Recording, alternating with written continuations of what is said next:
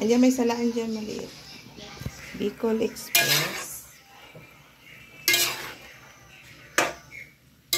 Sama na natin. May salaan?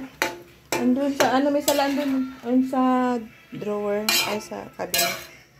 Yung may maliit dyan na salaan. Nagisa ko na yan. Tayo natin mag-milk.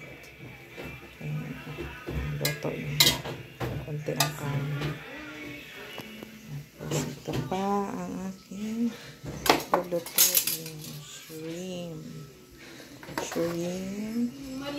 Then adobo, manok. Tapos inihaw na bangus.